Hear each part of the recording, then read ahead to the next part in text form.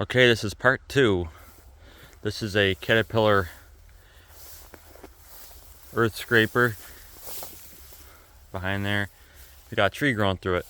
Now, believe it or not, you could actually buy the tractor back then separate. You could buy the tractor and not have to get the scraper with it. And they mainly sold just the tractors overseas, and in the US they'd sell them with the scrapers, because overseas there's other outfits that would fit the tractor, and so instead of paying the extra cost to have to ship the scrapers over, they would just sell the tractors and then have another company overseas, make a scraper for it. This was, super common in Europe. Anyway, here's a number 16 rock crusher. Hook that sucker up to your hit and miss engine, and man, you could get some crushed stone or gravel.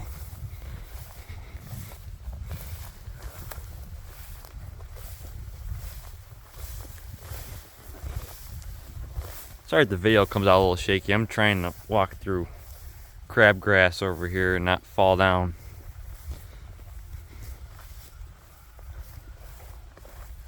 Okay, here's an early hydraulic excavator.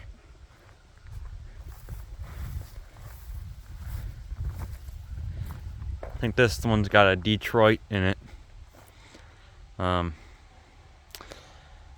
it might be Detroit, but actually no, I think it's a Caterpillar. Yeah, it's a cat. Big old cat. As soon as I saw the yellow, I went, yep, that's a Caterpillar.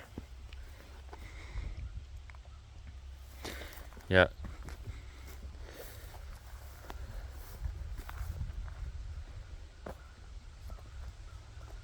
There we are, ourselves a Huber road roller behind it over there. Anyways, we'll go and take a quick look at that. I got some other interesting stuff to showcase.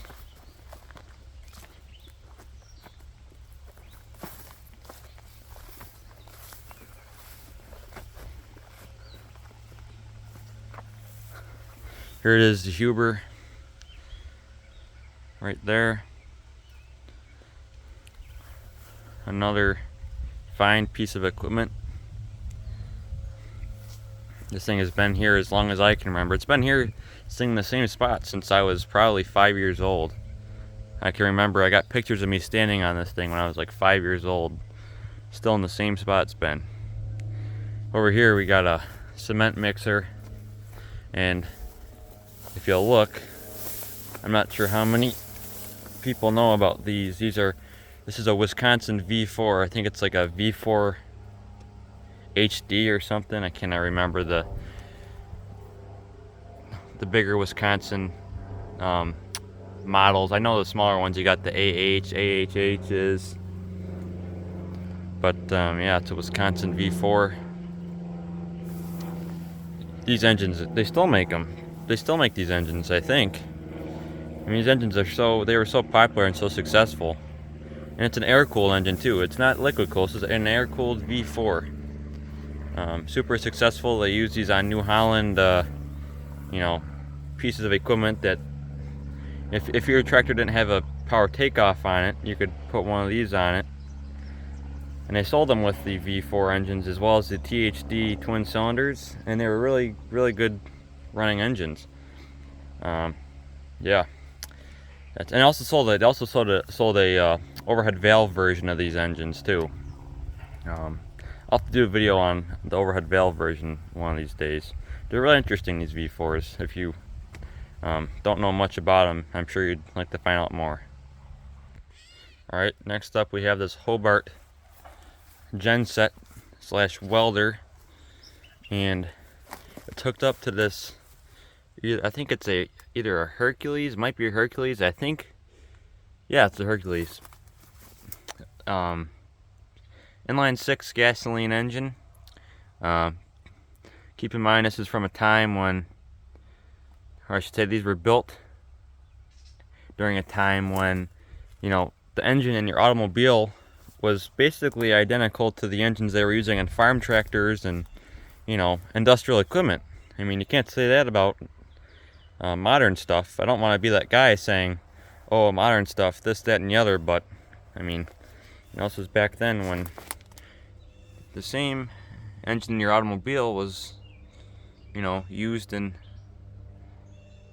welders and generators and, power units basically. So, yeah.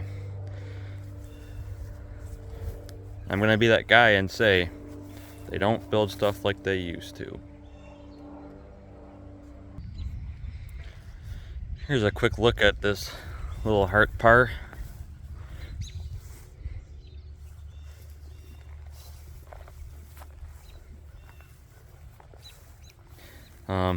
Hart Par got absorbed into Oliver. And by the late 30s, Hart Par's name was pretty much gone. With the exception of a few pieces of equipment, but pretty much their name was gone. It was absorbed into Oliver. And Oliver later on was absorbed once again. Actually, it was the other way around. Oliver, they absorbed, got absorbed into White and Minneapolis Moline, I think. Could be wrong, but I think that's what happened, if I recall. That was back in the 60s when that happened. But this tractor's from the, I think it's from 1918, if I recall. They made this tractor with, I can't remember exactly what model this one is, but this tractor, I know that they were trying to compete with Rumley oil pull, but they made this basic design from about 1916 up until about 1922, and then they released another basic line of tractors, which was basically their last line of tractors of the size before they got absorbed. One thing to take note of these early tractors is the transverse mounted engine. This was something really common on a lot of tractors from this era, and later on, all engines are mounted parallel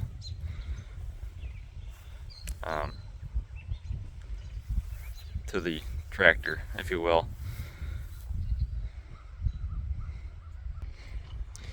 Okay, this is a Frick Eclipse steam tractor, and it's got something I think some of your railroad guys will truly appreciate. It's got this New York Central 6-chime step-top steam whistle on it. That's a New York Central steam whistle. It's been on the tractor since the 60s. Yeah, Frick Eclipse steam tractor. It's getting a new canopy put on it. I'm not sure gonna make that, but as you can see, here's a good close-up of it. I think now's a good time to discuss some of the components of a steam tractor. That up there, that green box with the crank coming out of it, that's your manual lubricator / mechanical lubricator. You crank it to manually prime it, and then there's an eccentric that runs it and lubricates the tractor mechanically, or I should say lubricates the pistons and everything else mechanically. It sends a stream of oil into the steam going into the cylinder, and it lubricates the piston. You have to put a special steam oil into it. And then this is your double acting steam engine, pretty typical. Yeah,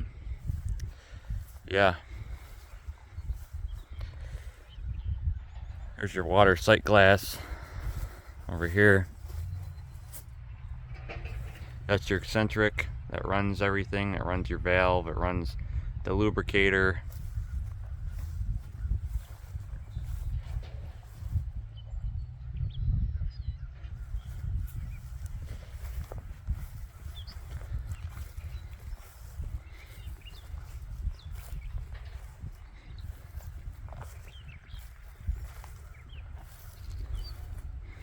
Here's a good view of the platform.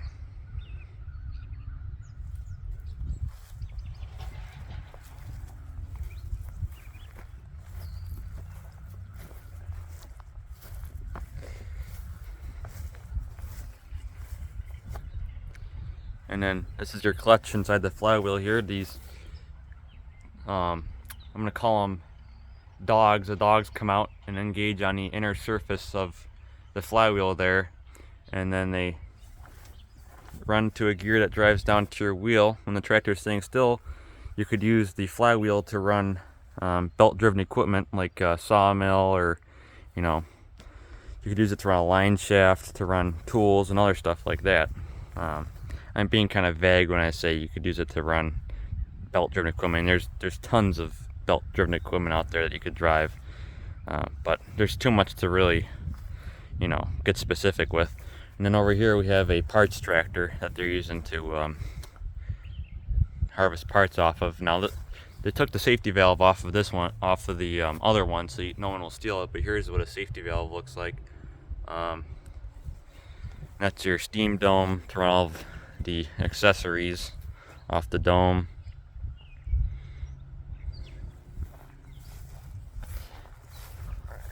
Once again, here's one of the drive gears that will engage with the wheel and propel the tractor. Another heart power in the shed.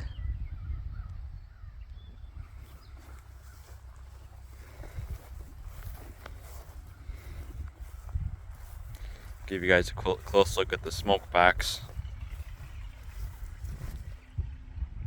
There it is, Frick Eclipse, Waynesboro, Pennsylvania. That's where they were manufactured. And up here is where you'd put your headlight. If you wanted to put a headlight on your steam tractor, if you're going to be doing work at night. Now this video is getting kind of long again, so I'm going to have to make a part 3.